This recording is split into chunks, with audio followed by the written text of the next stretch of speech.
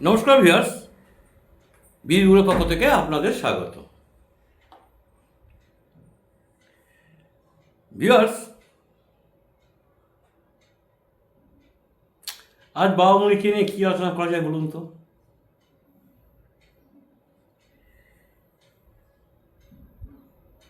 গত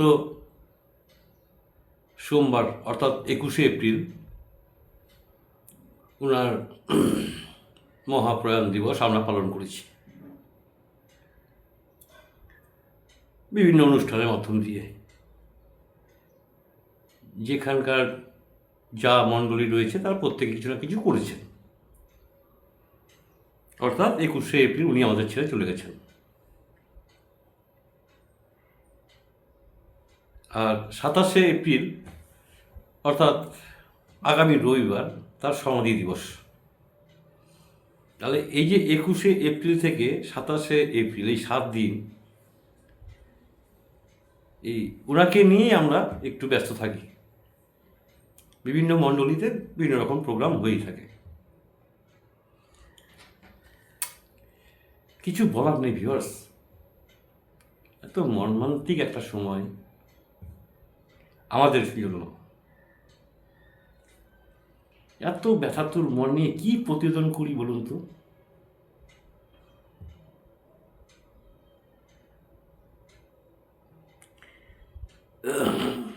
ওনার প্রতিটি কথাই তো মূল্যবান, প্রতিটি বাণী তো মূল্যবান। ওনার যা দূরদৃষ্টিতা আর কোনো মহাপুরুষের ভেতরে আছে বলে আমার জানা নেই যে এত দূরদর্শিতা অন্য মহাপুরুষের ছিল। আমার জানা নেই ভিউয়ার্স, আমি ভুল হলে ক্ষমা করবেন। আমি সুরপানন্দের কাছ থেকে দীক্ষা নিয়েছি জন্যই যে আমি সুরপানন্দ সম্পর্কে বলছি তা না, আমি তো অন্যান্য মহাপুরুষদের বইও পড়ি, কিন্তু ইনার সঙ্গে যেন মেলানো যায় না।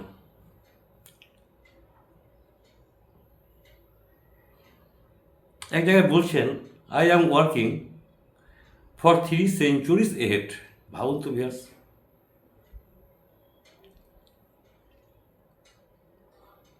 উনি এক জায়গায় লিখেছেন, I am working for 3 centuries ahead।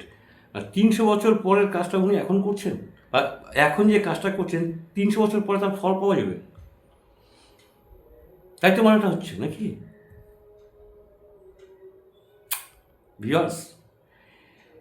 আমি না খেয়েই হারিয়ে ফেলি, কোথায় যে ধরি আর কোথায় শেষ করি বুঝতে পারি না এনাকে এনে পর্যালোচনা করতে গিয়ে। আমি পড়ছিলাম বইটা, এই 12 খণ্ড, অখণ্ড সংহিতার 12 খণ্ড উনি বলেছেন। বলছেন, আমি এই যুগের কর্মী নহি, আমি বহু বহু অনাগত যুগের পূর্বদূত, আমি বহু বিস্তৃত ভবিষ্যতের পূর্বদ্রষ্টা।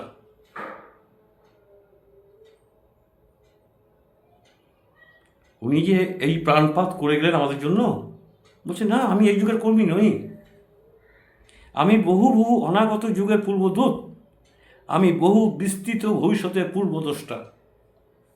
তারপর বলছেন, 300 বছরের পরে মানুষের প্রতি ঘরে ঘরে বাণী হয়ে করিব নিবাস, এই মোর হৃদয়ের আস। অখণ্ড সংহিতা 12 নম্বর খণ্ডের দেখবেন। অর্থাৎ উনি 300 বছর পরে আসছেন। তাহলে আমাদের কী করতে হবে ভিউয়ার্স? আমাদের করতে হবে, আমাদের যে বংশ পরবর্তী প্রজন্ম যারা উঠে আসছে তাদেরকে লিঙ্ক আপ করতে হবে তো, নাহলে 300 বছর টানবেন কী করে? আমার 2 মেয়ে, তাদেরকে ওই মুখ এদিকে করতে হবে, বা আপনার 2টো ছেলে আছে তাদেরকে তাদের চিন্তা ভাবনা সব এর ভিতরে ঢুকাতে হবে, নিয়োজিত করতে হবে। আবার তাদের যখন সন্তান হবে তারা তখন তাদেরকে আবার ঢুকাবে এই ভেতরে। এভাবে লিঙ্ক না করলে না 300 বছর টানা যাবে না তো। আমি আমার ভিউয়ার্স কিন্তু সব বেশিরভাগ কিন্তু 40 বছরের নিচে, এটা কিন্তু আমাকে ইউটিউব থেকে জানান দেয় যে আমার বিলো 40, বেশিরভাগ ভিউয়ার্স বিলো 40, মানে সিংহভাগ। তাদেরকে আমি বলছি আপনারা আরও অ্যাক্টিভ হন, আপনারা নিশ্চয়ই বিয়ে শাদী করেছেন, আপনাদের ছেলে মেয়েদেরকে এদিকে মনোনিবেশ করান। এই পর না চললে না হবে না কিন্তু।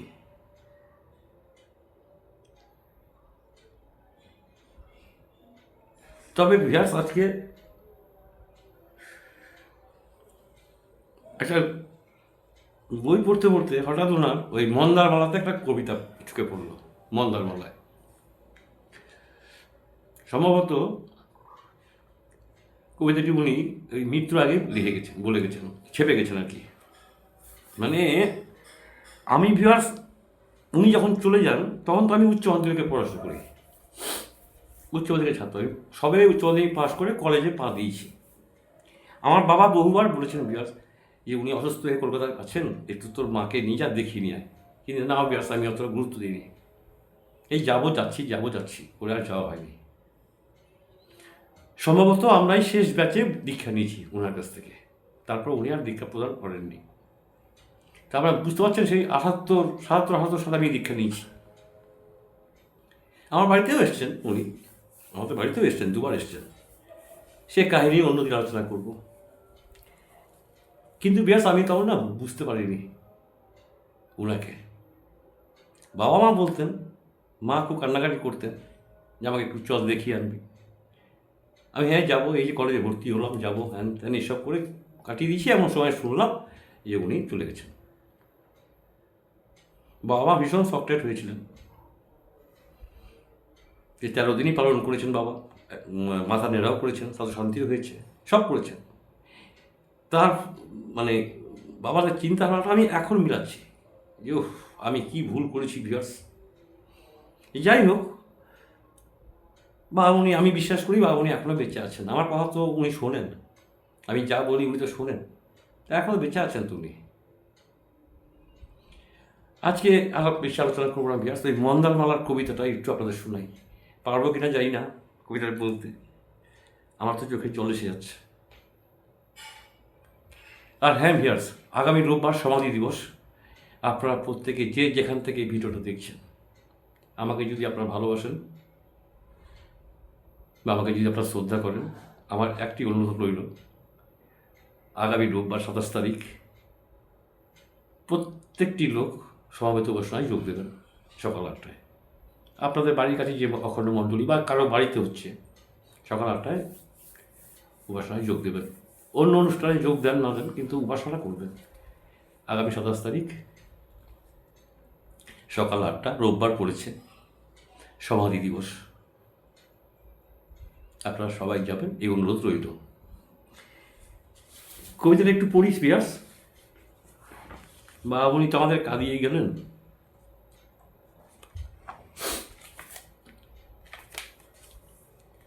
উনি লিখেছেন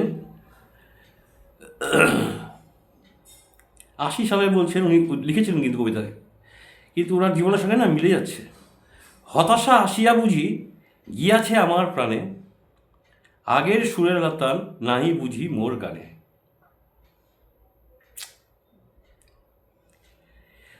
সাগর মাপিতে গিয়া জল শুকাইয়া যায়, যে দিকে আগু বাড়ি মরু চলে পায় পায়। হর্ষ উচ্ছ্বসিত ছিল যেথা লোকালয়, হাসিহীন মশানে, সেখানে দেখিতে পাই নির্জন শ্মশানে, গানে যাহা পারিব না পারিব আত্মদানে।